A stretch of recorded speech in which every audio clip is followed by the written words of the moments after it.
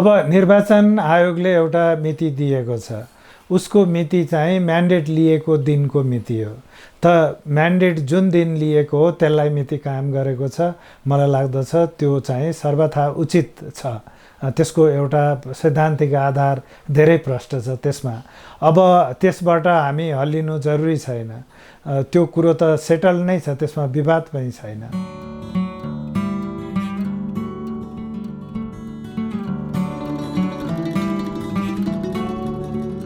प्रतिनिधि सभाको कार्यकाल भनेको संविधान अनुसार 5 वर्षको हो, तर 5 वर्षको अन्तिम दिन कार्यकाल सकिने भनेको होइन।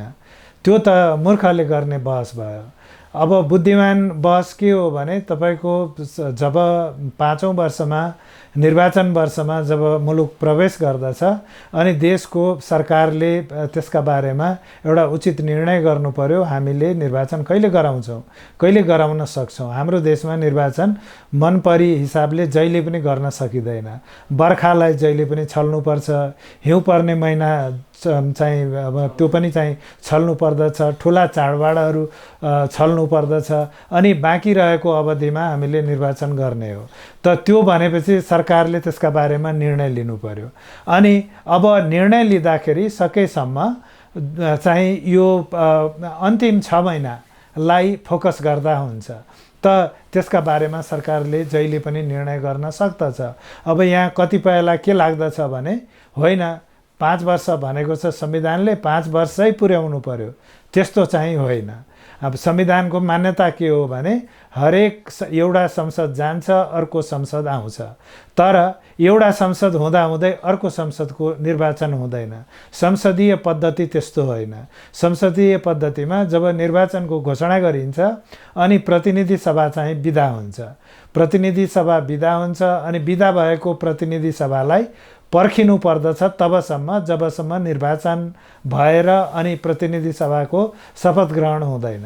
अनि त्यसपछि फेरि दोस्रो संसदले काम सुरु गर्दछ, या भनौँ नयाँ संसदले काम सुरु गर्दछ। त हाम्रो केस के हो भने अब प्रधानमन्त्रीले दुईटा कुरा गर्नु पर्यो। एउटा त क्याबिनेटमा छलफल गरेर त्यसअनुसार चाहिँ निर्वाचनको मिति तोक्नु पर्यो। निर्वाचन आयोगले औडा गरिसकेको छ। उसले चाहिँ छटपट छ, किनभने उसलाई निर्वाचन गराउन कम्तीमा पनि 3-4 महिनाको उसलाई चाहिँ एउटा पिरियड चाहिन्छ जसमा उसले लजिस्टिकल म्यानेजमेन्ट गर्नुपर्ने हुन्छ। उसको छटपटी हेर्दाखेरि अब आजै भोलि पर्सि नै यसको निर्णय होस् भन्ने देखिन्छ। अनि अब प्रधानमन्त्रीले त्यो मिति चाहिँ निर्दिष्ट गरेपछि सँगसँगै एउटा चाहिँ यो प्रतिनिधि सभालाई विघटन गर्ने सिफारिस राष्ट्रपति कहाँ लैजानु पर्यो। प्रधानमन्त्रीले या सरकारले प्रतिनिधि सभालाई भङ्ग गर्न सक्दैन। त्यो गर्ने अधिकार केवल राष्ट्रपति मार्फत मात्र प्रयोग हुन्छ। त राष्ट्रपति भनेको हाम्रो संवैधानिक राष्ट्रपति हो। प्रधानमन्त्रीले जे सिफारिस लैजानुहुन्छ उहाँले त्यसलाई कार्यान्वयन गर्नुहुन्छ।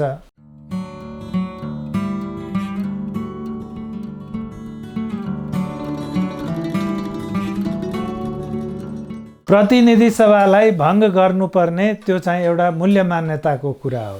एउटा त निर्वाचनमा पनि जाने, आफूलाई चाहिँ कार्यवाहक प्रधानमन्त्रीको रूपमा रूपान्तरण पनि गर्ने, तर अब कानुन पनि बनाउँछु, नीति र कार्यक्रम पनि लागू गर्दछु, नयाँ पनि ल्याउँछु, स्रोत र साधनका बारेमा चाहिँ ठुला डिसिजन पनि गर्छु, बाँडफाँड पनि गर्छु, लिन्छु पनि दिन्छु पनि भन्यो भने त त्यो प्रधानमन्त्री अनि त्यो गठबन्धन सधैँ जितेरै जान्छ नि। जसले पैसामा स्रोत र साधनमा हालिमुहाली गर्न सक्दछ उसले चुनाव जित्ने हो भने त अनि हामीलाई चुनावको के अर्थ भयो।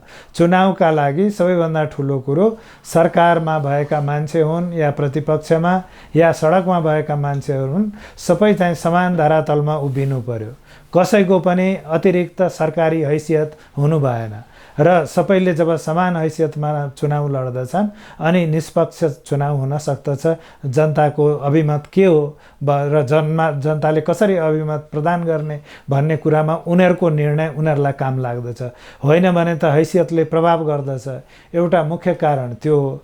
दोस्रो कारण के हो भने तपाईको संसदीय पद्धतिमा जहाँ पनि हामी संसदीय पद्धति हो र त्यो कुरोमा हामी कसैलाई दुविधा छैन। अब संसदीय पद्धति भएका देशहरूमा जब निर्वाचनको घोषणा हुन्छ अब प्रतिनिधि सभाको काम हुँदैन, त काम गरिसकेर अब चाहिँ जनताको घर दैलो गर्न जाने हो। त्यो बेलामा अब म काम पनि गर्छु, तलब पनि खान्छु, भत्ता पनि खान्छु, मोटर पनि चढ्छु, समितिको सभापति पनि हुन्छु, अनि सचेतक पनि हुन्छु, मेरो चाहिँ के हो भने निष्ठा चाहिँ दैवी छ, अब बाँकी सेवा सुविधा चाहिँ नछाड्ने भन्यो भने कसैले पत्याउँछ त? पत्याउँदैन। त त्यो गर्न नहुने कुरा हो। त्यसैले त्यो कुरो त अब संविधानमा सबै कुरो लेखेको हुँदैन। हामीले संविधानमा जुन देशमा संसदीय प्रणालीको चाहिँ सिर्जना गरियो, विकास गरियो, त्यो देशमा त संविधानै छैन। यी सबै कुरा हामीले संविधानमा संसदीय प्रणाली लेख्यौँ, तर अधिकांश मूल्य मान्यताका कुराहरू छुटेका छन्। अनि त्यसलाई छोडेर संविधानको व्याख्या गर्नुभयो भने यो संविधान र तमसोकमा केही पनि फरक हुँदैन, हैन? तमसोकमा दुईजना मान्छेको मुख हेरे भयो, यो दुईजनाको मुख हेरेर हुन्छ त? यो त देशको संविधान हो। र शक्तिको प्रयोग जहिले पनि केही निश्चित प्रकारका चाहिँ मूल्य मान्यताका आधारमा गर्नुपर्दछ, र त्यो मूल्य मान्यता निर्वाचनको हकमा जे छ यो सरकारलाई पनि बाध्यता छ, प्रतिपक्षलाई पनि बाध्यता छ। अब यहाँ के देखिन्छ भने कतिपय मान्छेलाई लाग्दछ कि जस्तो कतिपयलाई लाग्दछ माओवादीले यदि चाहिँ अहिलेको प्रतिनिधि सभालाई भङ्ग गर्न दिने हो भने अनि त्यो प्रतिनिधि सभा मार्फत यो सरकारलाई यदि यसले गठबन्धन मानेन, गठबन्धनबाट उम्किएर हिँड्यो भने यो सरकार परिवर्तन गर्ने खेल खेल्न पाइँदैन भन्ने लाग्दछ। माओवादीको ट्रेनिङ यो संसदीय प्रणालीमा नपुगेको देखिन्छ। अनि बाँकी रह्यो काङ्ग्रेसकै पनि कतिपयलाई लाग्दछ किन गर्ने, संविधानमा 5 वर्ष लेखेको छ। त संविधानमा 5 वर्ष लेखेको त्यो चाहिँ म्याथमेटिकल होइन, त्यो जियोमेट्रिकल पनि होइन। त्यो भनेको क्लियर के हो भने 5औं वर्ष अर्थात् निर्वाचन वर्षमा प्रयोग पसेपछि निर्वाचन गर्न सकिन्छ। सकेसम्म निर्वाचनलाई चाहिँ के भनेदेखि अन्तिम सेमेस्टरमा निर्वाचन गर्ने हो, र त्यो निर्वाचन गर्दाखेरि निर्वाचन आयोगसँग कन्सल्ट गर्नुपर्छ, किनभने त्यसको व्यवस्थापनको जिम्मेवारी उसको हो। त त्यो दृष्टिकोणले हेर्नुभयो भने अहिले सही समय हो। दुईटा काम गर्नु पर्यो प्रधानमन्त्रीज्यूले, एउटा त तिथिमिति घोषणा गर्नु पर्यो, दोस्रो प्रतिनिधि सभालाई बिदा गर्नु पर्यो, सबैलाई एउटै फुटिङमा उभ्याउनु पर्यो, र आफू पनि कार्यवाहक भएर बस्नु पर्यो। अब म चाहिँ सम्पूर्ण प्रधानमन्त्री हो, हिजोको चाहिँ हैसियत आज छ भनेर होइन, हिजो भएका निर्णयहरू आज कार्यान्वयन गर्छु। हिजो भएको बजेट, हिजोको नीति, हिजोको कार्यक्रम र हिजोको स्रोत र साधन अनुसार अब म अगाडि बढ्छु भन्न उहाँलाई मिल्यो। तर संसद राखेर म नयाँ प्रक्रियामा जाउँला, नयाँ कानुन पास गरौँला, त्यस्तो भन्न चाहिँ मिल्दैन। अब हामीले पढेको संविधान चाहिँ त्यो हो।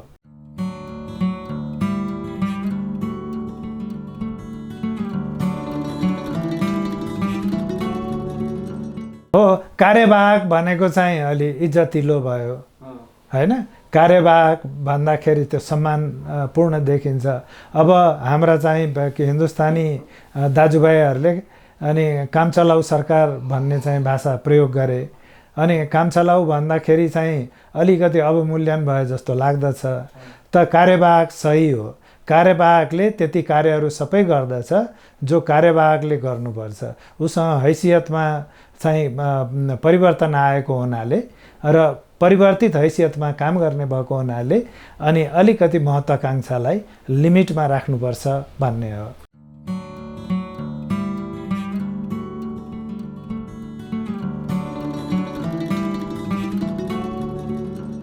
राजीनामा दिनु पर्दैन। राजीनामा दिएका कारणले कार्यवाहक हुने या अविश्वासको प्रस्ताव पारित भएको कारणले कार्यवाहक हुने या तपाईको विश्वासको मत लिन नसकेकाले कार्यवाहक हुने, त्यो अलग सिचुएसनहरू हो। अहिलेको कार्यवाहक के हो भने प्रधानमन्त्रीले निर्वाचनको घोषणा गर्नुभयो। अब निर्वाचनमा सबैले निर्वाचनको टोपी लाएर जाने हो। अब त्यहाँनिर हैसियतलाई देखाएर सरकारी स्रोत र साधनको प्रयोग गरेर निर्वाचनमा जाने होइन। त्यस्तो परिस्थिति, सबै परिस्थिति जसमा त्यस्ता किसिमका काम कारबाही हुन सक्छन् त्यसलाई निर्वाचनको कोड अफ कन्डक्टले रोक्दछ। अब कोड अफ कन्डक्ट त भरे सहमति होला, त निर्वाचन त आज घोषणा गरिँदैछ। यदि होइन निर्वाचन घोषणा गर्न 1 हप्ता अरू समय लाग्छ भने त्यो समय प्रधानमन्त्रीले लिन सक्नुहुन्छ। तर त्यो निर्वाचनको घोषणा गरेपछि अब प्रतिनिधि सभाको चाहिँ औचित्य छैन र प्रतिनिधि सभा राख्नु पनि जरुरी छैन, किनभने अब प्रधानमन्त्रीको परिवर्तन हुँदैन। प्रधानमन्त्रीले अब कार्यवाहक भएर काम गर्नुहुन्छ। निर्वाचन भएर जबसम्म नयाँ सरकार स्थापित हुँदैन, राष्ट्रपतिले चाहिँ नयाँ प्रधानमन्त्री नियुक्त गर्नुहुन्न, तबसम्म उहाँले चाहिँ निरन्तरता दिनुहुन्छ। त निरन्तरता दिने प्रधानमन्त्री भएको हुनाले कार्यवाहक भनेको हो।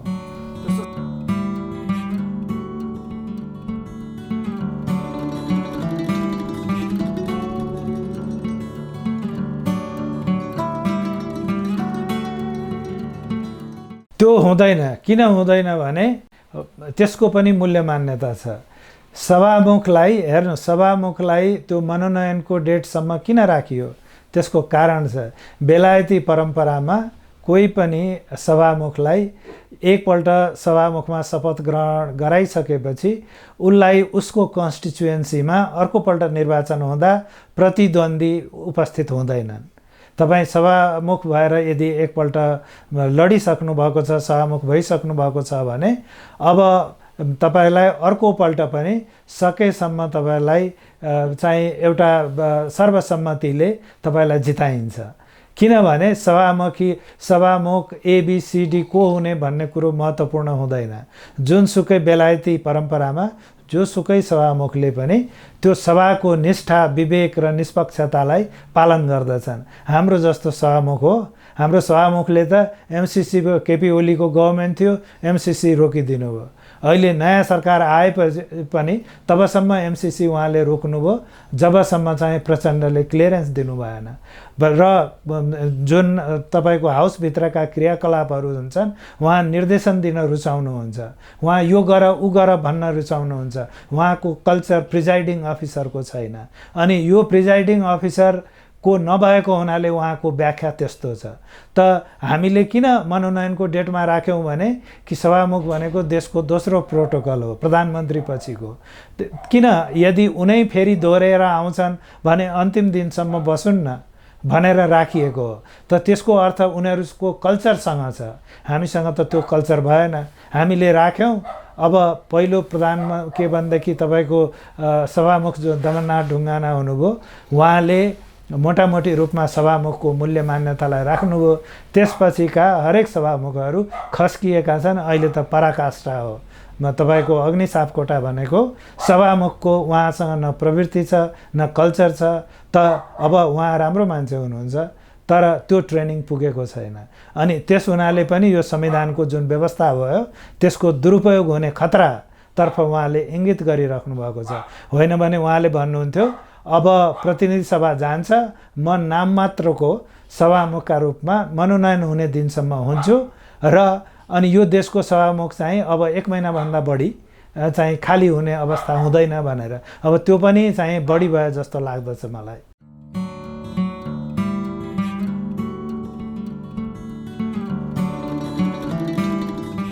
अन्य सांसदहरूको हकमा गर्दा चाहिँ के हुन्छ भने तपाईँले तलब पनि दिनुपर्छ, भत्ता पनि दिनुपर्छ, गाडी पनि दिनु पर्यो, सुविधा पनि दिनु पर्यो, सुरक्षा पनि दिनु पर्यो। अनि तपाईँ विचार गर्नुहोस्, एकातिर लुरु चाहिँ मान्छे भोट माग्दै घर दल्यो गर्दै हिँड्ने, अर्कोतिर चक्क गाडीमा चाहिँ सुरक्षा चाहिँ त्यो के भन्छन् पिएसओ भन्छन् हैन, पिएसओ लिएर टक्कसँगले एउटा भोट मलाई दिनुहोस् भनेर जाने स्थिति भयो भने फेयर डिल भयो त?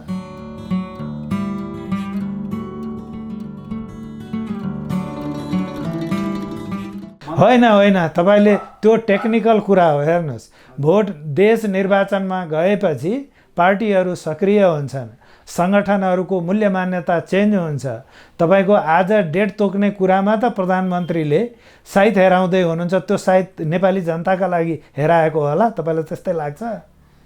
हो, त्यो सायद किन हेरेको भने कि अब यो सायद कुसायत हुन्छ भन्ने हाम्रो जुन संस्कृति छ त्यो संस्कृतिको आधारमा होइन, सानो कुरोले फाइदा हुन्छ भने किन नगरौँ भन्ने उहाँको सोचाइ हो। यो नेपाली जनतालाई कुन डेटमा कुन मितिमा निर्वाचन गराउँदा ठिक हुन्छ भन्ने यदि भएको भए मङ्सिरमा पुग्थ्यो त निर्वाचन त तपाईँको सेफ गर्नु, यस्तो दिन निर्वाचन गर्ने होइन कि कथम कदाचित कुनै कारणले त्यो दिन महाभूकम्प आइदियो भने निर्वाचनै अब फेरि संवैधानिक सङ्कट सुरु हुने, त्यस्तो दिन पारेर निर्वाचन गर्छन् त। त्यस हुनाले त्यो कुरामा कुनै पनि विवेक देख्दिनँ मैले।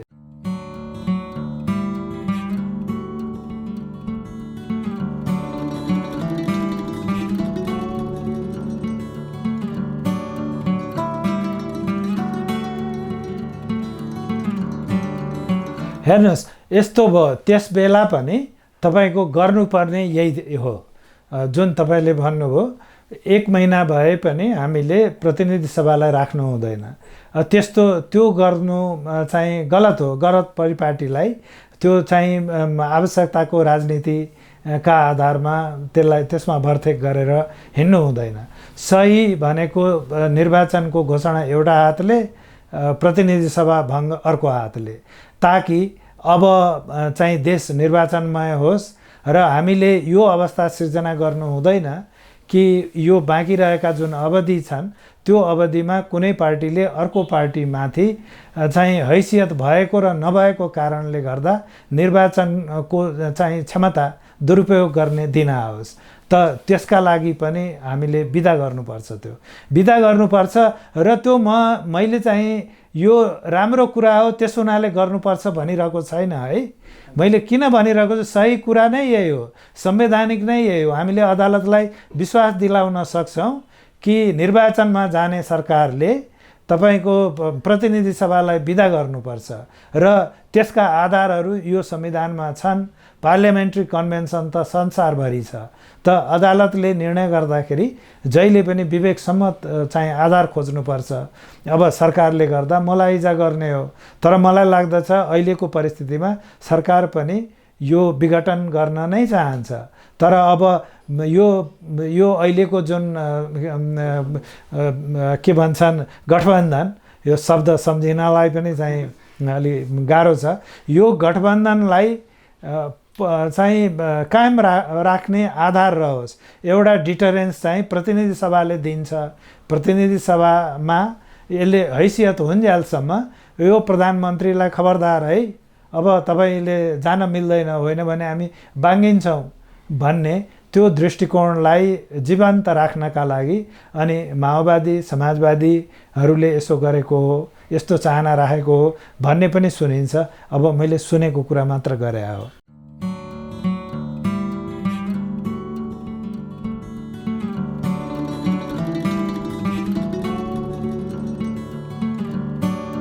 हो नि त, किनभने निर्वाचनमा जाने हो भने अब निर्वाचनको घोषणा हुने बित्तिकै अब कोलिसन घर घर बाँडिन्छ। हेर्नुहोस्, नेपालमा एउटै परिवारमा कोही चाहिँ एउटा पार्टीको सपोर्टर छन्, कोही अर्को पार्टीको। हामी त्यो कुरोलाई स्वीकार गर्नुपर्छ र कुनै किसिमको पनि शक्ति सङ्घर्ष प्रतिनिधि सभा भएका कारणले गर्दा नहोस् र त्यसको छायामा निर्वाचन नपरोस् भन्ने दृष्टिकोण राख्नुपर्छ।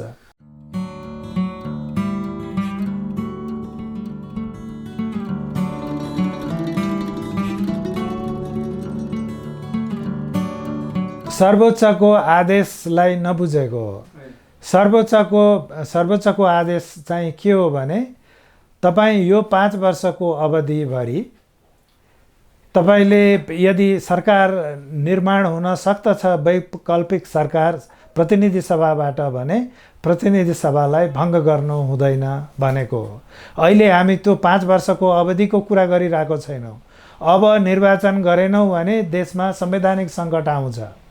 किनभने यो फागुनमा निर्वाचन गर्ने, चैतमा गर्ने, वैशाखमा गर्ने मनमानी गर्न पाइन्छ। यो देशमा अड्डा अदालत छैनन्, सर्वोच्च अदालत छैन, त्यो हुन नहुने कुरो गर्नु हुँदैन। यो निर्वाचन हुने भनेको यही प्रतिनिधि सभाको अवधिभित्र हुनुपर्ने हो र त्यसका लागि राइट टाइम अहिले हो।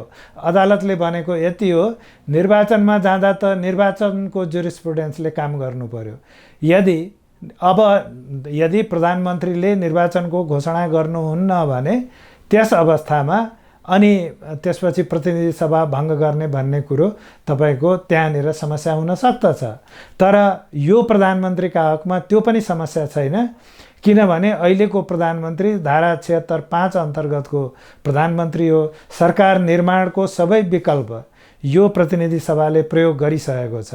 अबको विकल्प भनेको निर्वाचनको घोषणा मात्र हो भनेपछि अहिले त प्रधानमन्त्रीले मैले अब अन्तिम दिनसम्म शासन चलाउँछु भनेर भनिराख्नु पर्दैन।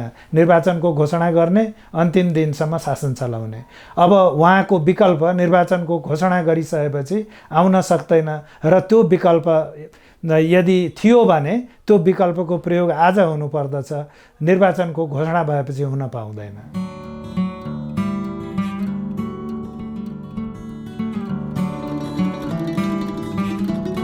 हो, अब अर्ली इलेक्सन भनेको चाहिँ हाम्रो परिपाटीमा अर्ली इलेक्सन छैन। किन छैन भने तपाईको कार्यावधि पुग्न लागेपछि गर्ने इलेक्सन बाध्यता हो।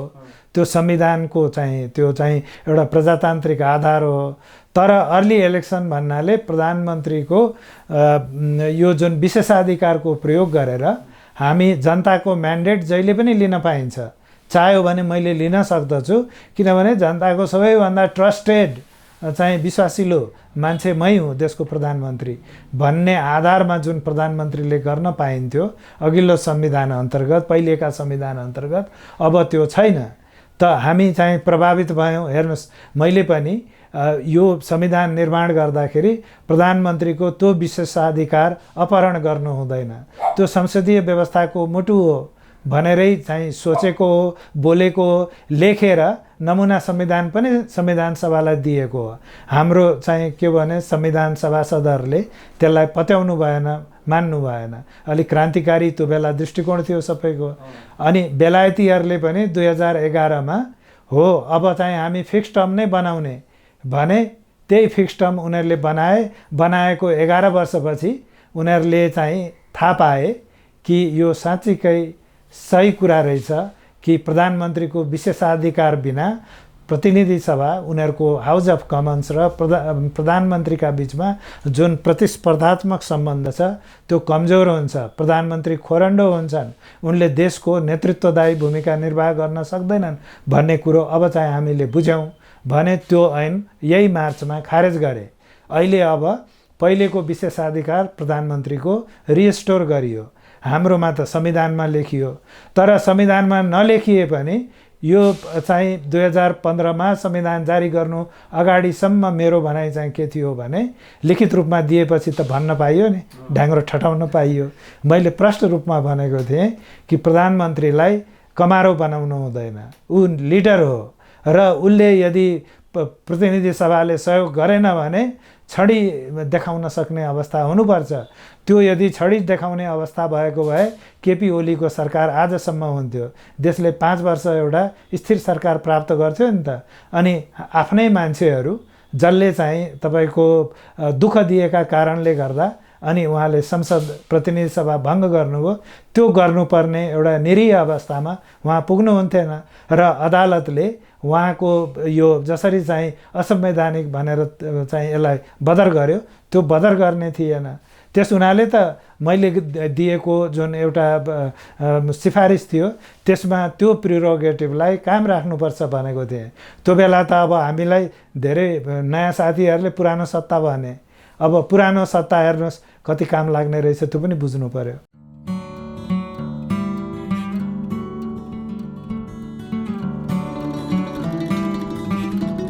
होइन, एउटा त अज्ञानताको ओखती हुँदैन। हेर्नुहोस्, अब के गर्ने, अज्ञानताको ओखती भनेको त्यो त या त तपाईँको बुझ्ने मान्छेसँग सल्लाह गर्नु पर्यो अनि यस्तो रहेछ भनेर त्यसअनुसार गर्ने हो। अब हाम्रोमा के छ भने राजनीतिक कार्यकर्तासँग सल्लाह गरिन्छ अनि संविधानको मापदण्ड प्राय उछिनेर हिँड्ने चलन छ। मुद्दा जित्ने सोच भएपछि त तपाईँले मैले चाहिँ तपाईँलाई फाइल लिएर आउनुभयो भने त वकिलको रूपमा डिल गर्छु नि त। तपाईँलाई संविधानविद जस्तो मैले कुरा गर्दिनँ। अब हामीले संविधानलाई हेर्दा त्यो तमसुकी दृष्टिकोणले हेऱ्यौँ भने अनि यस्तै कुरो हुन्छ। सामान्यता भएको त्यही हो। अब सानोतिनो मसिनो स्वार्थहरू छन्।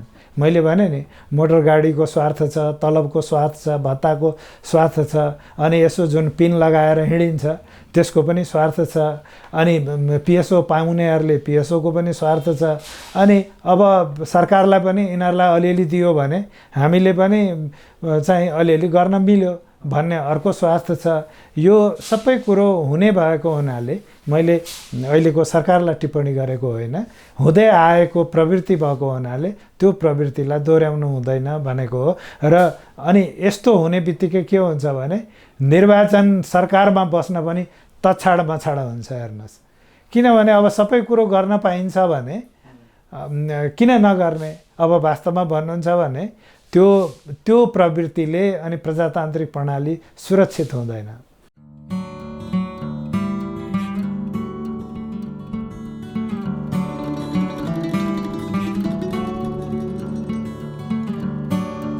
अब महाभियोगको म तपाईँलाई विधेयकहरू जुन प्रस्तावहरू छन्, अब यो संसदमा भएका प्रस्तावहरू यो संसद बिदा हुने बित्तिकै त्यो चाहिँ सकिन्छ। किन सकिन्छ भने त्यो स्पष्ट कारण छ। जस्तो तपाईँको भन्नुहोस् अहिले महाभियोगकै एउटा पेन्डिङ चाहिँ प्रस्ताव छ होइन, त त्यो पेन्डिङ प्रस्तावको चाहिँ औचित्य समाप्त हुन्छ। जसले ल्याएको छ ती मान्छे अब प्रतिनिधि सभामा रहँदैनन्, हो कि होइन? जुन उद्देश्यले ल्याएको थियो त्यो उद्देश्यका बारेमा पनि सोच्ने नेतृत्व गर्ने सरकार चाहिँ फरक पर्न सक्दछ। अनि प्राय प्रस्तावहरू तपाईँको एउटा अधिवेशनबाट अर्कोमा जाने चाहिँ त्यो चाहिँ परम्परा अनुसार हाम्रो नियमावली अनुसार संसदको होइन त्यो गर्न सकिन्छ। अब राष्ट्रिय सभाका हकमा समस्या भएन, त्यो निरन्तर जान सक्दछ। प्रतिनिधि सभामा चाहिँ त्यो म्यान्डेट परिवर्तन नहुन्जेलसम्म त्यो जान सक्छ, तर नियमावली अनुसार। अब महाभियोगको कुरो तपाईँको अब चिफ जस्टिसलाई तपाईँ निलम्बन गर्नुभयो, अब हाउस डिजल्भ गर्नुभयो, त्यो अनफेयर हो। अब गर्नु त्यो जति गरियो त्यो नै अनफेयर हो। र उहाँलाई वास्तवमा जुन ढिलाइ गरियो, उहाँ सर्वोच्च अदालत रिट लिएर जान सक्नुहुन्थ्यो, पुनर्स्थापना गरिपाऊँ, यो संसदको नियत छैन मलाई महाभियोगमा कारबाही गर्ने, मलाई त खालि झुन्ड्याएर राख्ने हो, यो झट्का चाहिँ हान्दैनन् यिनीहरूले भनेर उहाँले भन्न सक्नुहुन्थ्यो, उहाँले भन्नु भएन। तर अब प्रतिनिधि सभा नै गइसकेपछि त्यो प्रस्तावको चाहिँ बारेमा जुन प्रक्रिया, जो स्टेक होल्डर हो, प्रमुख स्टेक होल्डर त प्रतिनिधि सभा हो, त प्रतिनिधि सभा बिदा हुँदैछ भने उहाँलाई अब रोकटोक हुँदैन। बिदा हुने बित्तिकै उहाँ गएर सर्वोच्च अदालतमा हाजिर गरिपाऊँ भन्न सक्नुहुन्छ, गर्न दिएनन् भने रिट हाल्न सक्नुहुन्छ। तर अब रिट हालेर जाने फैसला हुँदासम्ममा उहाँ पनि बिदा हुने एउटा नियमित रूपमा बिदा हुने चाहिँ अवस्था आइसक्छ। तर गलत चाहिँ गलत भएको हो। र के देखिन्छ भने यो त्रिपक्षीय यहाँ सम्झौता देखिन्छ, ट्यासिट एउटा एग्रिमेन्ट। के हो भने चिफ जस्टिसले पनि धाकधम्की नलाउने, भएका कुराहरू सार्वजनिक नगरिदिने, नखोलिदिने, कसैको धोती नफुस्काउने, अनि सरकारका तर्फबाट पनि ठिकै छ तपाईँको चाहिँ जुन तलब भत्ता पेन्सन यी जति छन् तिनीहरू हाम्रा कारणले असुरक्षित हुँदैन भन्ने, अनि प्रतिपक्षले पनि ठिकै छ तपाईँ मुख थुनेरै बस्नुहोस्, हामीलाई पनि आनन्दै छ भनेर भन्ने, त्यो मुख मिलेको देखिन्छ। तर यो त भयङ्कर आपत्तिजनक हो। तपाईँ एउटा साधारण थुना, यो मोटर एक्सिडेन्टको केस भयो भने पनि तपाईँले कसैलाई पनि ह्याङ गरेर यत्रो अवधि राख्न सक्नुहुन्न। अनि देशको चिफ जस्टिसमाथि यत्रो अन्याय, कि कारबाही गर्नु पर्यो कि फुकुवा गर्नु पर्यो, अनि झुन्ड्याएर चाहिँ राख्ने अधिकार त कसैलाई पनि छैन।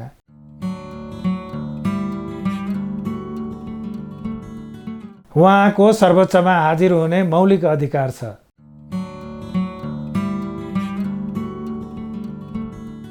मलाई अहिलेको अवस्था के हो भने निर्वाचनसँग सम्बन्धित सबै कानुनहरू देशमा छन्। अब निर्वाचनकै कुरा आयो, कहीँ कतै टेक्निकल आधारमा अध्यादेश नै ल्याउनु पर्यो भने पनि ल्याउन सकिन्छ, तर सामान्यतया त्यस्तो गर्नुपर्ने अवस्था छैन। अहिले निर्वाचन सम्बन्धी एउटा चाहिँ एकीकृत तपाईँको मस्यौदा तयार भएको छ, तर अब त्यो हाउसमा नपुगेको मस्यौदालाई हामीले हाउस पर्खिनुपर्ने आवश्यकता छैन र यसै पनि त्यसका आधारमा इलेक्सन हुने त होइन। अहिलेका लागि पर्याप्त सबै चाहिँ जुन कानुनहरू छन् त्यो हामीसँग विद्यमान छ। सामान राम्रो छ, ढुक्क हुनुहोस्। थाहा छ त्यसैले त यही लिन आएको। गुणस्तरीय प्लम्बिङको भरपर्दो नाम मार्बल।